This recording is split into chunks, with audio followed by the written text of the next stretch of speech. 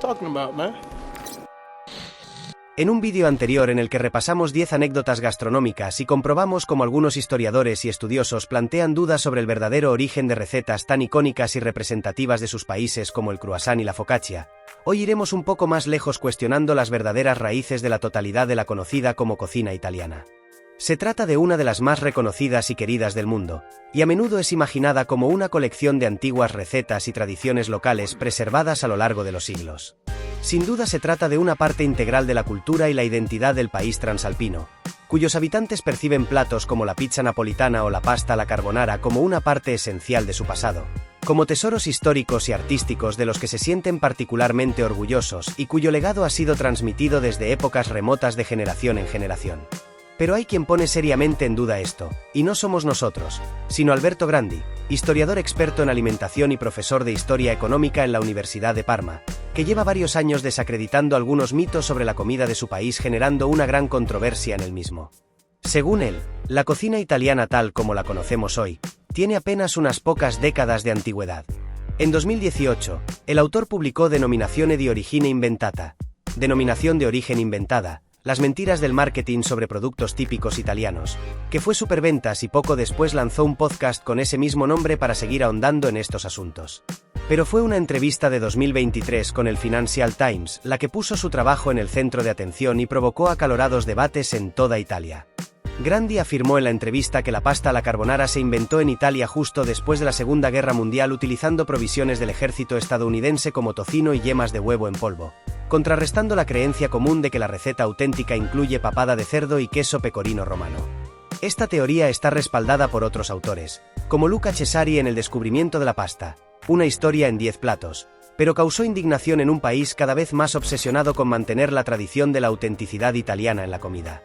Pero en vez de tratar de calmar las aguas, el siguiente libro de Alberto Grandi, La cocina italiana non esiste, la cocina italiana no existe, escrito con su copresentador del podcast Daniele Soffiati y publicado en abril de 2024, desató numerosas y acaloradas controversias con sus irreverentes planteamientos. En este ensayo se insiste en que la idea de que muchas recetas y productos tan queridos como los quesos o los embutidos tienen cientos de años de historia, es pura fantasía. Según ellos, la comida cambia y evoluciona constantemente. Ningún producto o receta ha sido siempre como lo conocemos ahora, y la mayoría de los platos tienen una historia más corta de lo que la gente suele creer. Sostienen que fue la migración masiva de sus habitantes durante los siglos pasados la que realmente hizo que la cocina italiana sea lo que es hoy. Millones de personas abandonaron Italia en los siglos XIX y XX, emigrando a América del Sur, a América del Norte y a países europeos. Dejaban atrás una tierra asolada por la pobreza, donde la dieta se limitaba a un puñado de productos. De hecho, la pelagra, una enfermedad causada por la falta de vitamina B3, era endémica en varias zonas de Italia a finales del siglo XIX.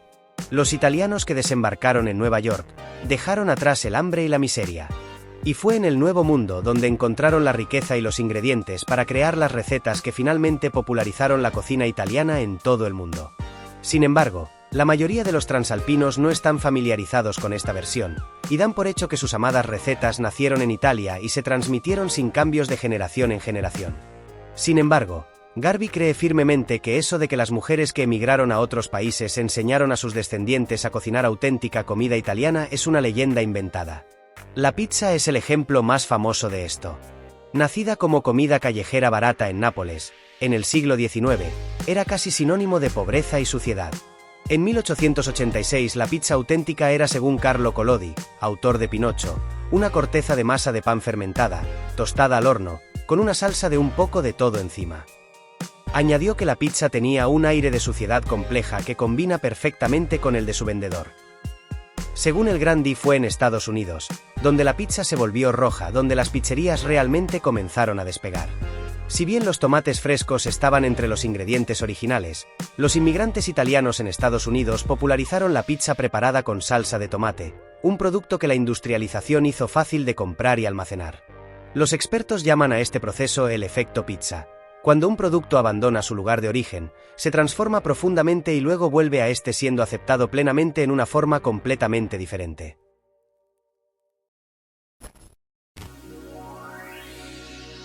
Según sus planteamientos, el cambio en el panorama culinario del país comenzó con la rápida expansión que se produjo en Italia después de la Segunda Guerra Mundial. El auge trajo nuevas posibilidades a millones de personas.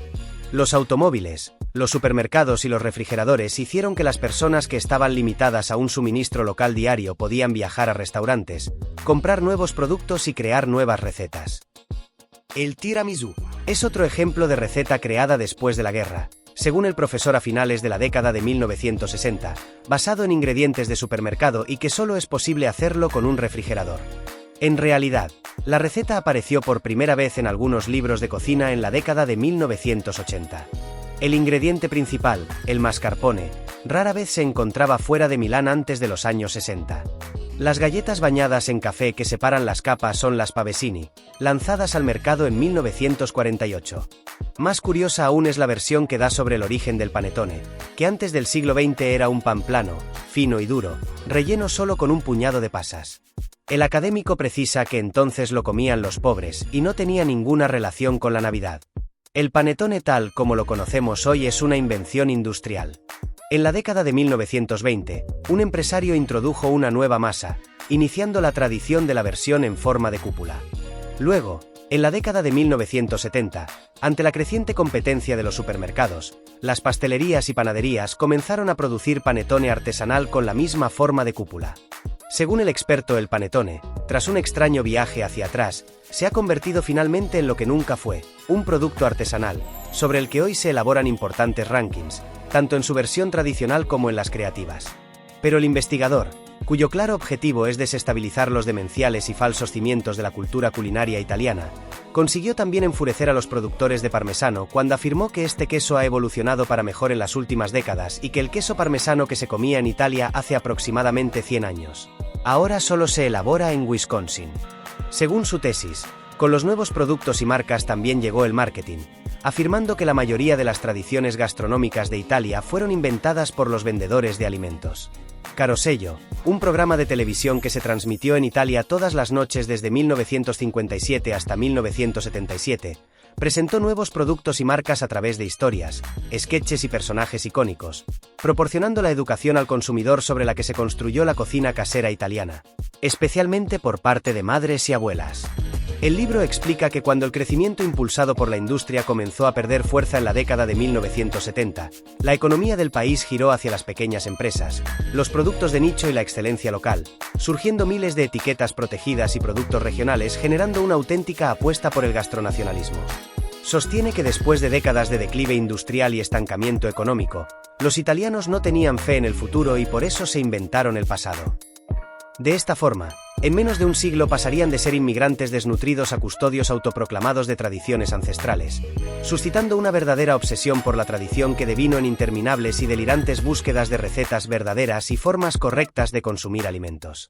Esta predisposición, aún vigente, es el origen de tendencias y creencias cada vez más extendidas en la actualidad que insisten en que la boloñesa debería llamarse ragù a la bolognese y no servirse nunca con espaguetis, que consideran como auténticos sacrilegios echar pollo y sobre todo piña a la pizza, cocinar la pasta a la carbonara con nata o crema, o incluso partir los espaguetis en dos antes de echarlos al agua hirviendo. Según Grandi, antes los italianos se enfadaban cuando se les definía como pizza, pasta, mandolina, mafia, y ahora parece que son ellos mismos los que perpetúan dichos estereotipos. En ese sentido, las redes sociales han contribuido, según su opinión, a popularizar esas actitudes, con cada vez un mayor número de perfiles y canales de plataformas como TikTok o Instagram en los que se muestran italianos indignados y ofendidos por la forma en que la gente de otras naciones elige comer su cocina.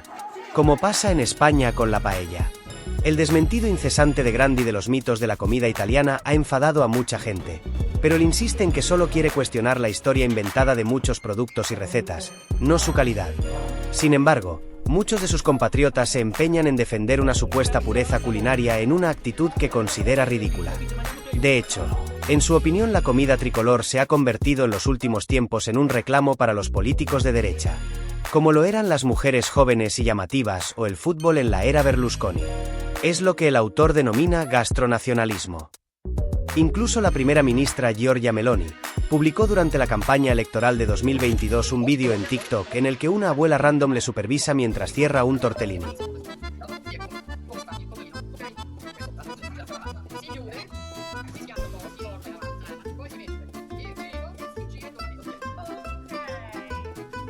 Si has aguantado hasta aquí significa que te ha interesado el vídeo o que me quieres mucho. En cualquier caso sería de gran ayuda si le das al like si no lo has hecho aún, que te suscribas si todavía no sigues el canal, y por supuesto dejar si quieres tu opinión en la sección de comentarios, sobre este asunto tan polémico y sorprendente.